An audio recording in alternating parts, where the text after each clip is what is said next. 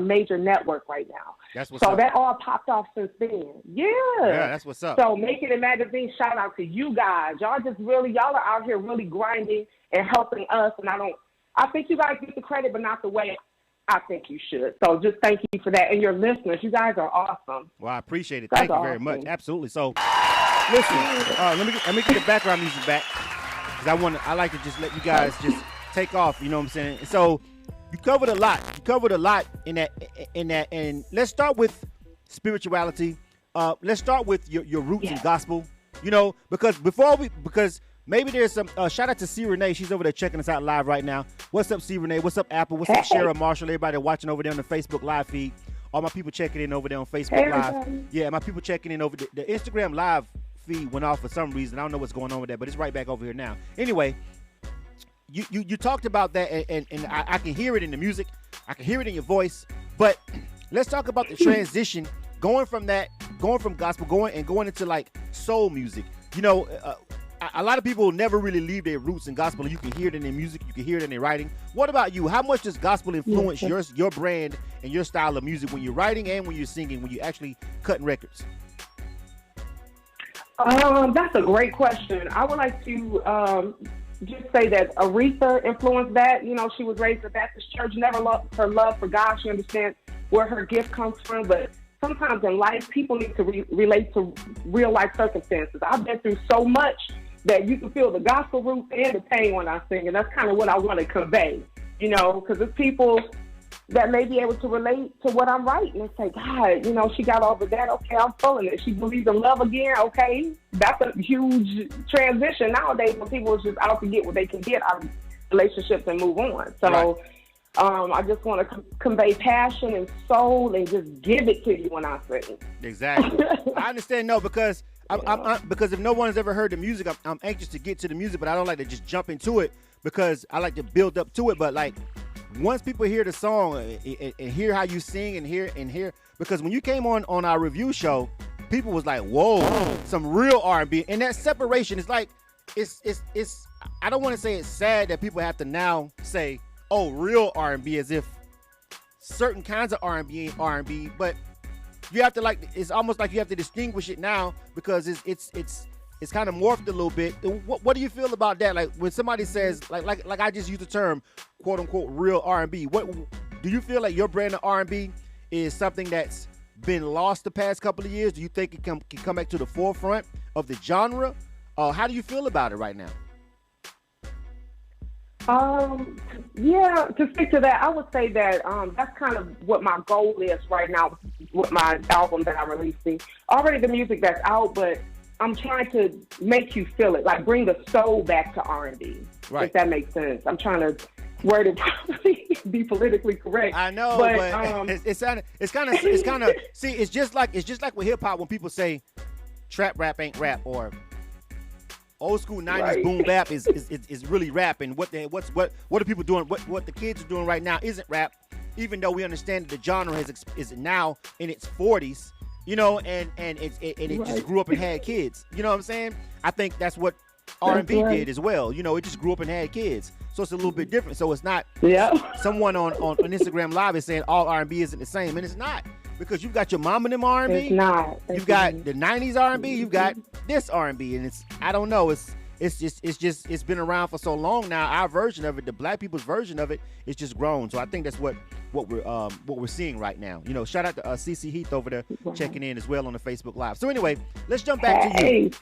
So let's jump back to you. So where are you at with your journey as an artist? Because you said that someone told you that you needed to get back to singing. So what happened? Like what made you stop? What made you pause? And now what really just made you finally come back to where you're at now? And how much music do you have done on this next round of what you got going on right now? Okay.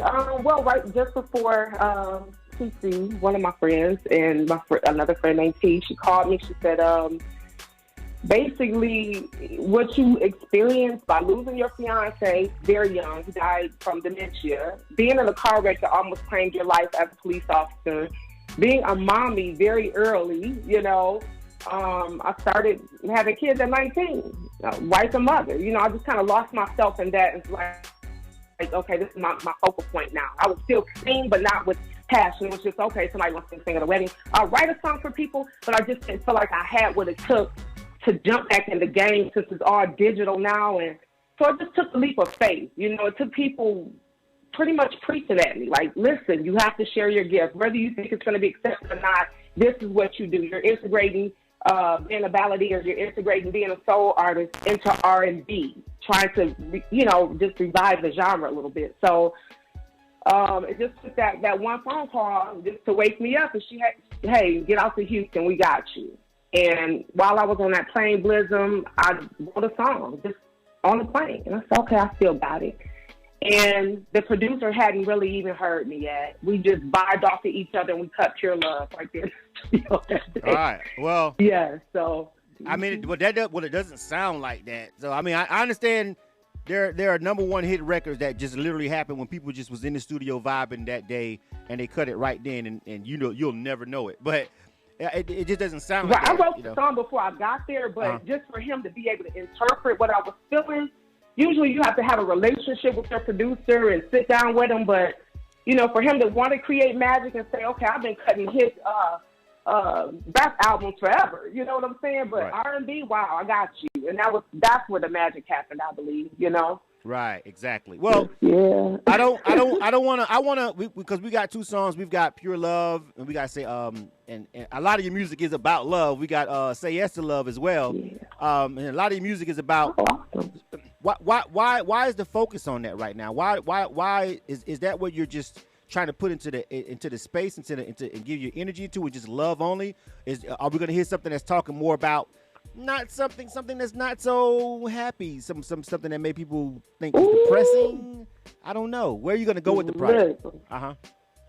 That's a good question. Yeah, I'm glad you asked that. Yeah, so the album is going to surprise you. It's gonna, okay, I gave y'all some love. I put some, you know, some good vibes in the atmosphere so you can cuddle up next to your boo and do all that good stuff. But we got we're actually shooting 2 videos in Atlanta. One of them is Ride and Dirty. It's a song for the South. It's pretty hip, and we're looking, hopefully, one of my, you know, I really, really hope to get Big Crit on that cut. So Big Crit, if you're listening, I'm gonna need your help on that one, honey. All right. Bring some Southern flavor to it, but yeah. So that's we're going deep into all of that. Yeah. Okay. All right. Well, I think you'll be surprised. Yeah. So I want people that's checking us out right now to go ahead and just check out some of this music. So I guess I want to just go ahead and just set it off with the video. I mean, why not? Why not just hit them with the video for Pure Love? Check that one out, and we'll take it from there. You want to go there? You mind going there first? Oh yeah, no problem. Shout out to Timothy Irving who shot that video. I think he did a great job. So yeah, this song is Pure Love. It's my first R&B cut, and actually it's taken off very well. So I thank you guys for that. All my fans and friends, y'all, thank you guys. Right, really, you know, starting to, you know, I see it's on YouTube. It's starting to build up a following, and this is a real grind. But I just want you guys to just, you know, we're having this conversation, but before we get too deep into it, I just want you guys to check out the song. So this is the video for Pure Love. We're gonna rock this now. If you're over there on the Facebook Live page, of course, as you know, you guys will be able to actually see the video. You know what I mean? So you guys will be able to watch the video if you're on the Facebook Live feed. Everybody else on Instagram and everybody listening on the broadcast on K100Radio.com or our mobile app, you guys are just going to hear the song. But if you're on the Facebook Live feed, the video will pop up right now. So let's check this out. This is called Pure Love.